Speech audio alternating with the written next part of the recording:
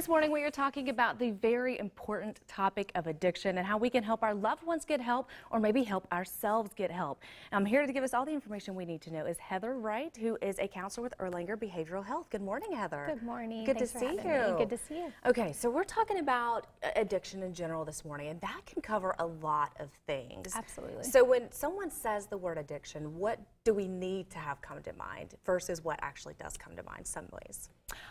Well, addiction can be a spectrum. Obviously, there's tons of different types of addictions. It could be substance use, alcohol, food can be an addiction.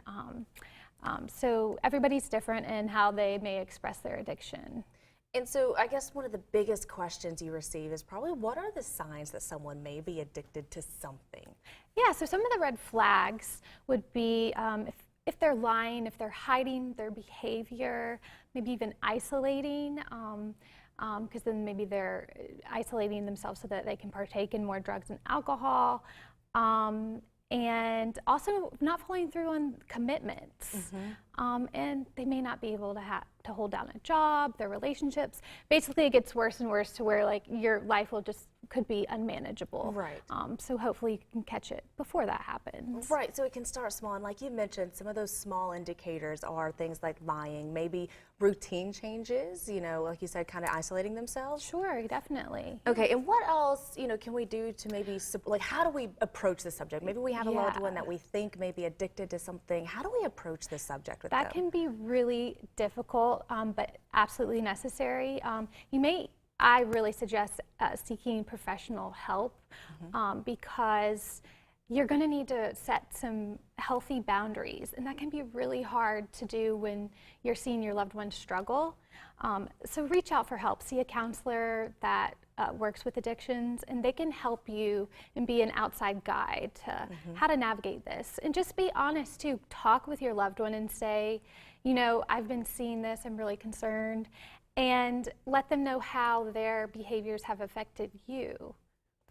And I think that's the best, like you said, kind of approach it from a, hey, I'm just worried about you. You know, here's what I've noticed, what's happening. Yes, I love you and I'm very concerned.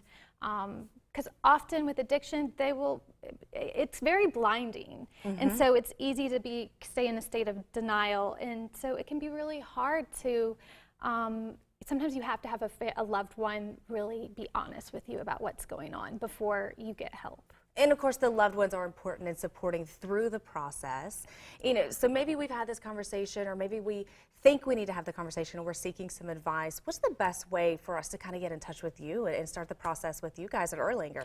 Yeah, absolutely. So I'm an outpatient counselor, so you can call, actually get a referral through either your primary care or your specialist. They can send us a referral, and we would be happy. You know, I see clients on sometimes a weekly basis, bi-weekly, but you call 423-778-2965. All right. Heather, thanks so much for joining us, and thanks for giving this great tips and advice. Thank you so much.